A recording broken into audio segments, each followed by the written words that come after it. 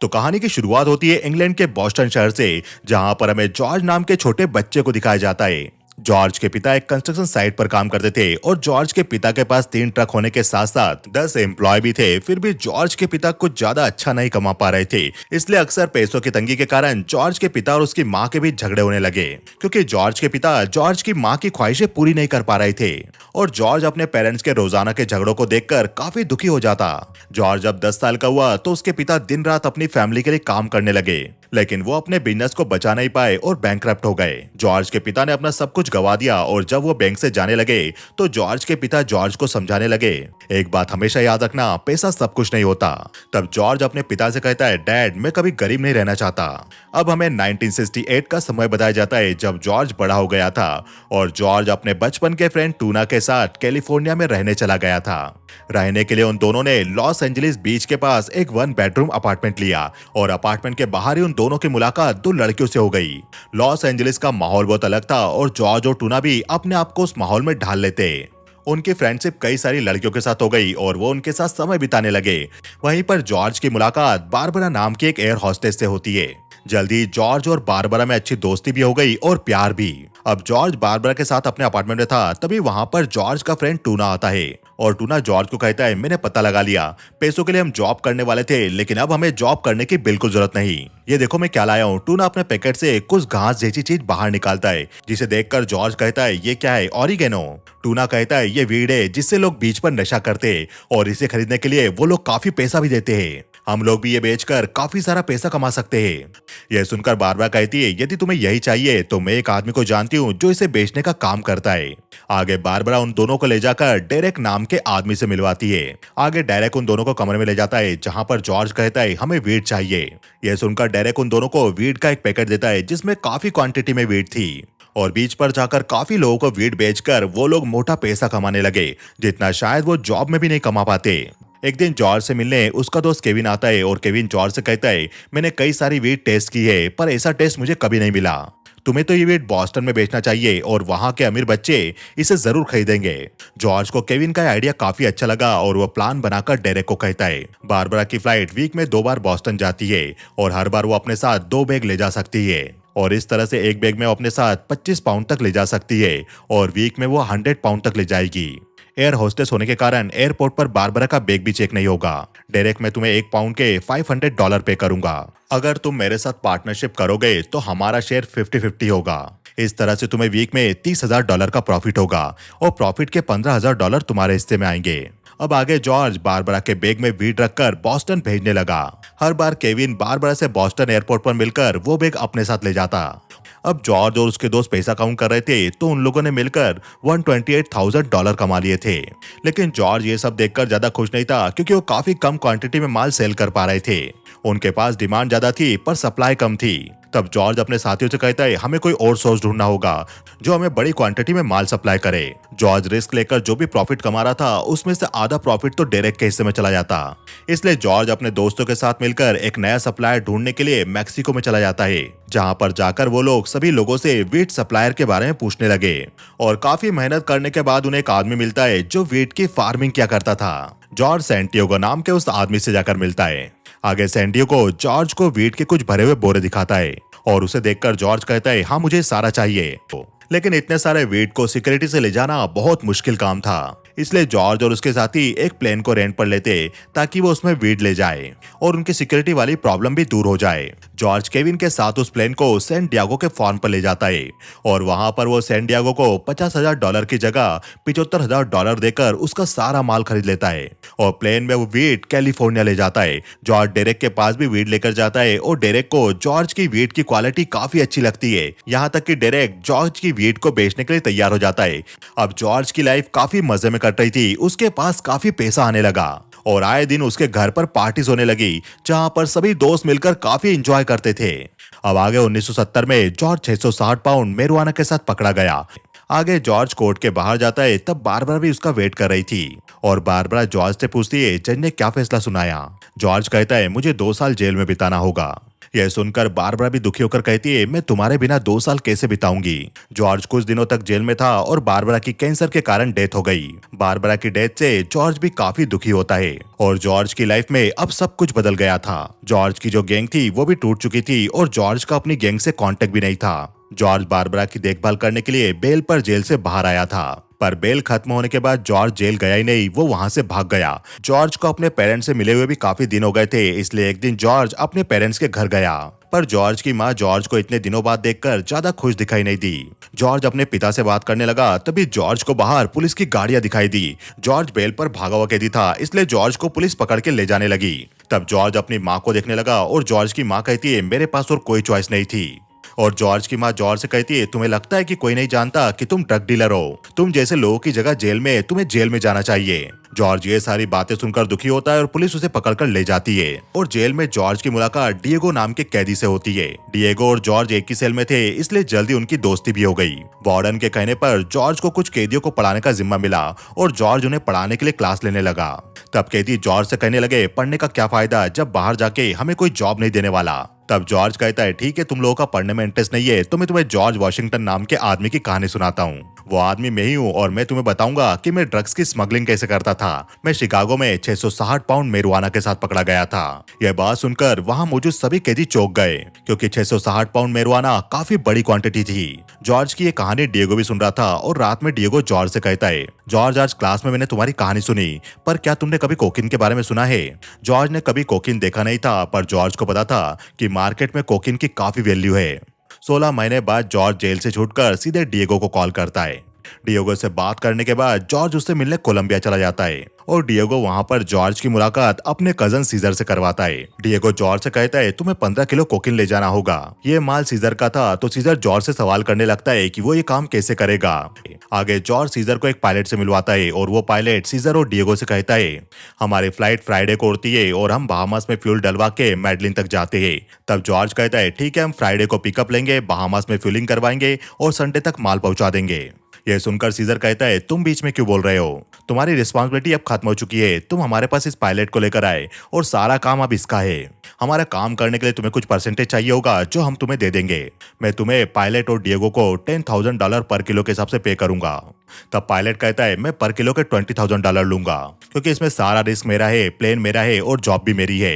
तुम्हें बस बैठे बैठे फ्री का पैसा मिलने वाला है। यह सुनकर जॉर्ज और डिएगो दोनों तैयार हो जाते। वो दोनों पर किलो के $5,000 लेने के लिए तैयार थे। आगे डिएगो जॉर्ज को अंदर बुलाता है। तब डिएगो कहता है, तुम चिंता मत करो, यह हमारे बिजनेस का छोटा सा पार्ट है। हम आगे और पैसा कमाएंगे। अभी के लिए मुझे तुम्हारा एक फेवर चाहिए। डिएगो मियामी में एक जगह से जॉर्ज को 50 किलो कोकीन लाने के लिए भेजता है। जॉर्ज वहां पर जाता है। तब कार्टेल के लोग उसे पकड़कर पूछते हैं, डिएगो कहां पर है? तब कार्टेल का आदमी जॉर्ज पर गन अड़ा के कहता है, मेरी बात ध्यान से सुनो, मैं डिएगो का ये माल 3 वीक से संभाल के बैठा हूँ। उसे कहना कि फ्राइडे तक वो मेरा पेमेंट करवा दे। ये धमकी सुनकर जॉर्ज काफी डर जाता है और वो आदमी जॉर्ज को कोकीन दे देता है। आगे जॉर्ज अपने घर पर था, तभी उसे डिएगो को कॉल आता है और जॉर्ज डिएगो को बताता है, तुम्हारे कुछ पुराने दोस्त मुझसे मिले थे, तुम्हें उनसे मिलना चाहिए। तब डिएगो कहता है, अभी के लिए मुश्किल होगा क्योंकि मैं भी खुद जेल में हूँ। अब जॉर्ज के पास माल तो था, लेकिन उसे कार्टेल को पैसा भी देना था। तब जॉर्ज अपने पुराने दोस्त डेरेक से मिलकर कहता है, मुझे माल कैसे ही बेचना है। तब डेरेक कहता है, इतना माल बेचने में तो मुझे 1 साल लग जाएगा। लेकिन डेरेक उस माल को बेचने लगता है तो वो माल 36 घंटे बिक जाता है और सारा कैश कलेक्ट करने के बाद डेरेक जॉर्ज से कहता है, मुझे तो विश्वास नहीं हो रहा, हमने इतना सारा माल बेच दिया। जॉर्ज कहता है, मुझे लगता है तुमने कोकीन मार्केट को अंडर एस्टिमेट किया है। आगे जॉर्ज कार्टेल के लोगों से मिलकर उन्हें $1.35 मिलियन का पेमेंट कर देता है और कार्टेल के लोग जॉर्ज को अपने साथ प्लेन में बिठाकर कोलंबिया ले जाते और जॉर्ज से वहां पर डिएगो मिलता है, उसका जेल वाला दोस्त। डिएगो जॉर्ज से कहता है, पाब्लो ने इन्फ्लुएंस का यूज करके मुझे जेल से बाहर निकाल लिया। तभी वहां पर कुछ आदमियों के साथ पाब्लो एस्कोबार आ जाता है और डिएगो से कहता है, अब चुप रहना। पाब्लो वहां पर आकर एक आदमी से मिलता है, उससे कुछ बात करने लगता है और उस आदमी से हाथ मिलाकर पाब्लो जॉर्ज की तरफ आने लगा। तभी पीछे पाब्लो के आदमी उस आदमी के सर पर फायर करके उसे मार देते और अपनी आंखों के सामने ये सब देखकर डिएगो और जॉर्ज दोनों ही डर गए। आगे पाब्लो डिएगो से ना मिलकर जॉर्ज को अकेले में मिलने के लिए बुलाता है। जॉर्ज को काफी डर लग रहा था और आगे पाब्लो जॉर्ज से कहता है, तुमसे मिलकर खुशी हुई, तुम उस आदमी को देख रहे हो जिसे अभी अभी मारा गया। वो आदमी देश को छोड़कर हमारे बारे में पुलिस को सब कुछ बता देता, लेकिन अब उसकी पत्नी, उसके बच्चे, उसके माता पिता और उसके दोस्त सभी लोग मारे गए। मुझे एक अमेरिकन की जरूरत थी जिस पर मैं ट्रस्ट कर सकूं। जो चालाक हो, जिसमें करेज हो। तब जॉर्ज कहता है, मैं आपकी बात समझ गया, मैं आपके लिए काम करने के लिए तैयार हूँ। मैं आपकी कोकीन को यूएस में कैलिफोर्निया तक भिजवा सकता हूँ और इसके लिए मुझे अपने पार्टनर डिएगो से बात करनी होगी। ड्राइव से आने के बाद पाब्लो डिएगो से कहता है, मैं तुम दोनों के साथ बिजनेस करने के लिए तैयार हूँ। अब जॉर्ज पाब्लो के कोकीन बिजनेस को अमेरिका में बढ़ाने में लग गया और कोकीन का धमाका अमेरिका में एटम बम की तरह हुआ। जॉर्ज ने इस बिजनेस को अमेरिका के कई हिस्सों में फैला दिया। जॉर्ज बड़े बड़े लोगों से ड्रग्स की डील करके काफी पैसा कमाने लगा। यदि अमेरिका में किसी को कोकीन की जरूरत पड़ती तो 70 से 80% चांस थे कि वो जॉर्ज के लोगों के पास ही कोकीन लेने के लिए आता। अब इस बिजनेस से इतना पैसा आने लगा था कि कैश संभाले नहीं संभल रहा था। अब जॉर्ज और डिएगो उन पैसों को बड़े बड़े बॉक्स में भरने लगे थे।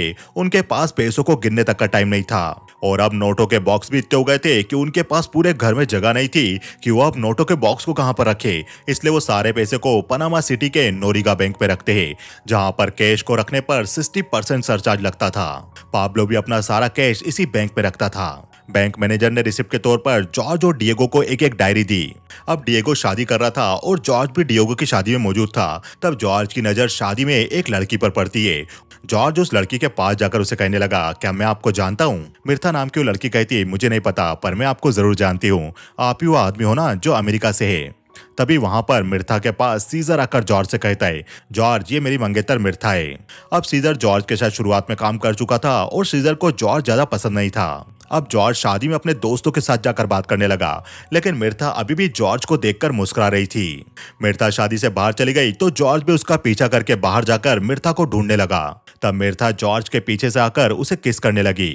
जॉर्ज को पता था कि कोलंबियन मैरिज को तोड़ने का अंजाम उसके लिए बुरा हो सकता है, लेकिन जॉर्ज भी पाब्लो एस्कोबार के लिए काम कर रहा था, इसलिए उसे किसी का डर नहीं था। इसके बाद जॉर्ज और मिर्था रिलेशनशिप में आ गए और वो इंटीमेट होने लगे। अब जॉर्ज के पेरेंट्स भी जॉर्ज से मिलने के लिए आते हैं और जॉर्ज की माँ जॉर्ज का इतना बड़ा घर देखकर शॉक रह जाती है। तब जॉर्ज की आलीशान कार के बेड़े को देखकर जॉर्ज के पिता कहते, वैसे ये तुम्हारी लाइफ है, इसे कैसे जीना है ये तुम तय करो, बस तुम अपनी फैमिली के साथ खुश रहो। डिएगो कहने लगा, हमें साथ में काम करते हुए 3 साल हो चुके, लेकिन आज तक तुमने मुझे अपने बिजनेस पार्टनर से नहीं मिलवाया। जो कल की लड़की तुम्हारी लाइफ में आई तुम उसे मिलवाने के लिए ले गए। तभी वहां उनका क्लाइंट पैसा लेकर आ जाता है कोकीन खरीदने के लिए और वो घर के अंदर जाकर पैसों को काउंट करने लगे। डिएगो अभी भी जॉर्ज के सामने बड़बड़ा रहा था, वो उसे उल्टा सीधा बोल रहा था। तब जॉर्ज के क्लाइंट और उसके आदमियों को इंग्लिश भाषा समझ नहीं आई और उन्हें जॉर्ज और डिएगो पर शक होने लगा, ये लोग किस बारे में बात कर रहे।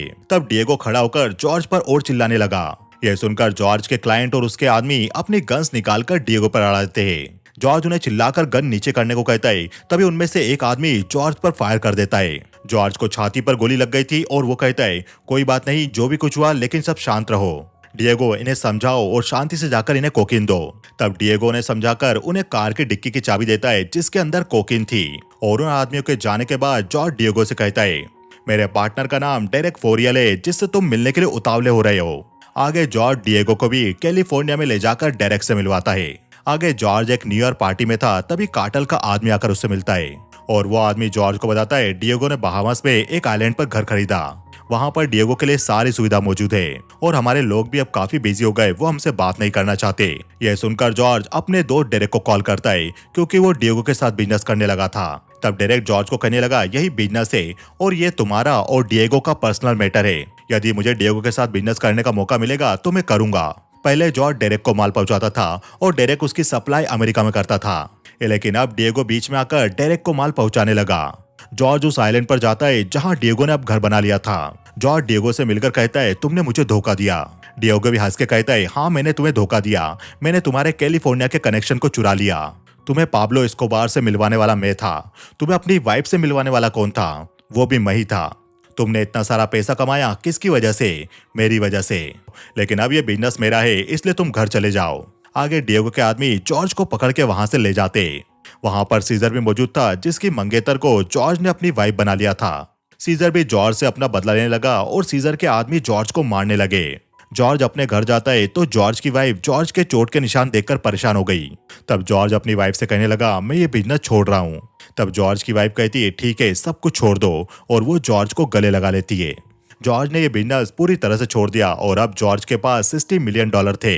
अब जॉर्ज को बेटी भी हो गई, इसलिए जॉर्ज ने सब कुछ छोड़ दिया, ना ड्रिंक और ना ही ड्रग्स। वो आम लोगों की तरह अपनी फैमिली के साथ जिंदगी बिताने लगा और देखते ही देखते जॉर्ज की बेटी भी बड़ी होने लगी। जॉर्ज की वाइफ मिर्था के 38वें बर्थडे पर वहां पर डेरेक भी आया और डेरेक जॉर्ज से कहने लगा, मुझे यहाँ पर मिर्था ने इनवाइट किया है। जॉर्ज, मैंने तुम्हारे साथ गलत किया, मैंने तुम्हें बिजनेस से हटा दिया और अब डिएगो ने बिजनेस से मुझे हटा दिया।